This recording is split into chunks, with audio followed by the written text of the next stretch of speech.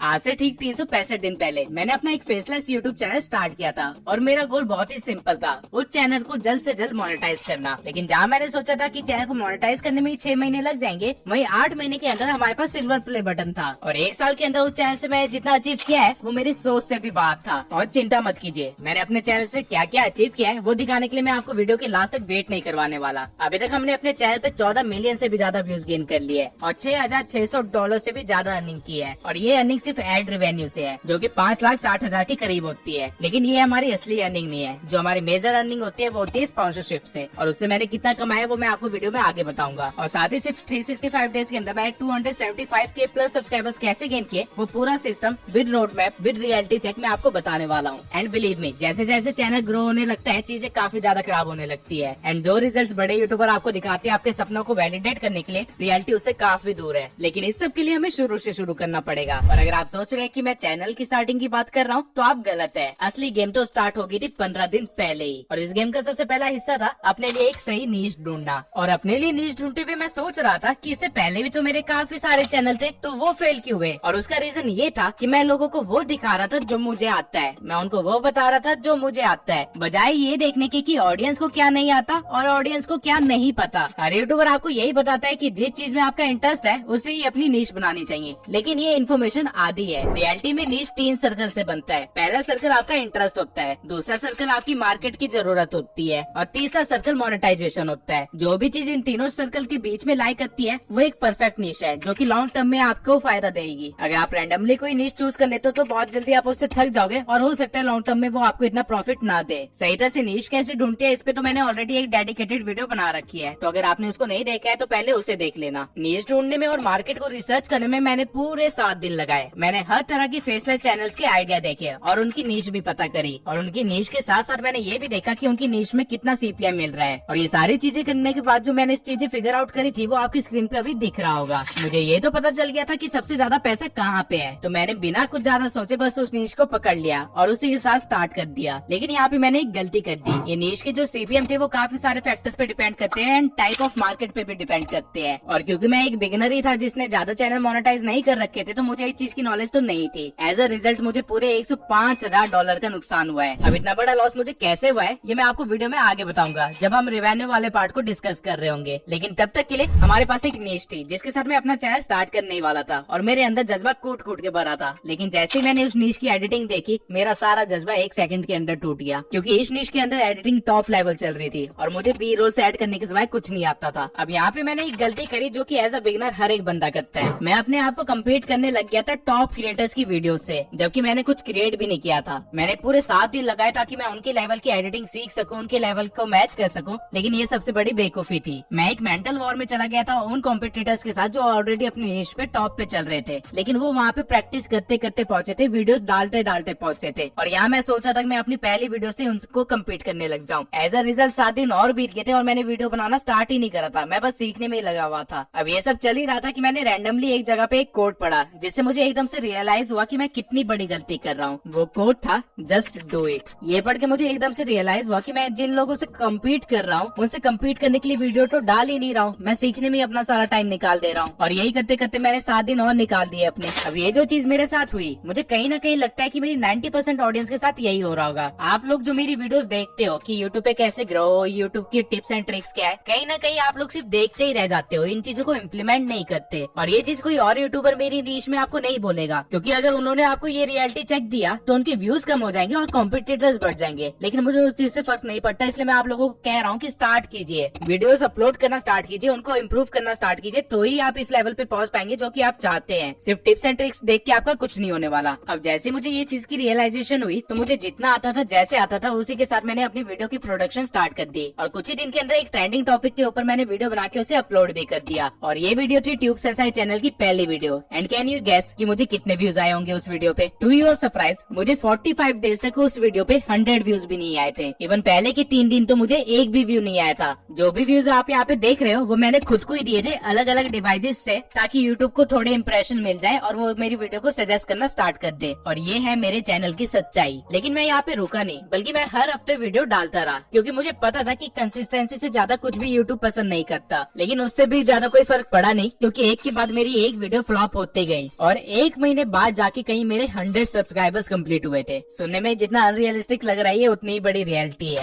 और सबसे दुख की बात ये थी कि जिस टॉपिक पे मैंने वीडियो बनाई थी, वो टॉपिक पे हर बंदा वीडियो बना रहा था और उन सबकी वीडियोस कम से कम 3000 4000 व्यूज गेन कर रही थी और उनके 1000 सब्सक्राइबर्स तो ऐसे ही हो जा रहे थे। वही मैं अब तक 3-4 वीडियोस अपलोड कर चुका था अच्छी खासी नॉलेज और एडिटिंग के साथ, लेकिन मेरे 100 सब्सक्राइबर्स भी कंप्लीट नहीं हुए और व्यूज आना तो दूर की बात। अब होता क्या है कि आप लोग ऐसे टाइम पे गिव अप कर देते हो। मेरे ईमेल और इंस्टा इनबॉक्स भरा हुआ है ऐसे लोगों से जिनकी पहली वीडियो नहीं चली या फिर 2 महीने में सक्सेस नहीं मिली तो उन्होंने गिव अप कर दिया, ये कहते हुए कि उनका चैनल डेड है या फिर यूट्यूब लक का गेम है और उनका लक सही नहीं है। और आधे से ज्यादा लोग तो एक नया चैनल बना के सेम गलती दोबारा से कर रहे होते हैं और इस रीजन से वो लोग अपने मेन चैनल पे वीडियोस अपलोड करना बंद कर देते हैं, जिसकी वजह से उनकी कंसिस्टेंसी टूट जाती है और बिगड़ा हुआ काम और बिगड़ जाता है। अब इस चीज में मैं आप लोगों की गलती भी नहीं बोलूंगा, क्योंकि मैं खुद भी ऐसी सिचुएशन में आ गया था जहाँ मुझे समझ नहीं आ रहा था कि मैं क्या गलती कर रहा हूँ जिसकी वजह से मेरी वीडियोस नहीं चल रही है। तो मैंने हर एक तरह की स्ट्रेटेजीज लगाना स्टार्ट कर दिया। मैंने ट्रेंड चेकिंग का इस्तेमाल किया दबा के। मैं हर एक क्रिएटर के ऊपर ट्रेंड चेकिंग का इस्तेमाल कर रहा था, लेकिन मैं अपनी नीश से रिलेटेड ही क्रिएटर्स के साथ ये कर रहा था। फॉर एग्जाम्पल डिकोडिंग वैटी, एलग्रो एंड मनोज डे। लेकिन जब मेरी ये वीडियोस भी नहीं चली तो मैंने एक एक्सपेरिमेंट करने का सोचा। मैंने अपनी नीश से हट के एक क्रिएटर पे वीडियो बनाई एंड इट वर्कड। पहली बार मुझे किसी वीडियो पे एक दिन के अंदर 1000 व्यूज आए थे और मुझे समझ आ गया था कि इस क्रिएटर से रिलेटेड डिमांड तो है मार्केट में जिसे कोई फुलफिल नहीं कर रहा। तो मैंने उससे रिलेटेड और वीडियोस बनाई और फर्स्ट टाइम मेरी किसी वीडियो में 7 दिन के अंदर 40,000 व्यूज आए थे। That was the break even point for my channel. लेकिन ये एक ब्रेक इवन पॉइंट के साथ साथ एक डेड एंड भी था। और ऐसा क्यों था, तो ये बस मैंने इस अपनी वीडियो इस वाली के लिए इतना वीडियो ही। में मिलते बता हैं रखा अगली है। वीडियो में।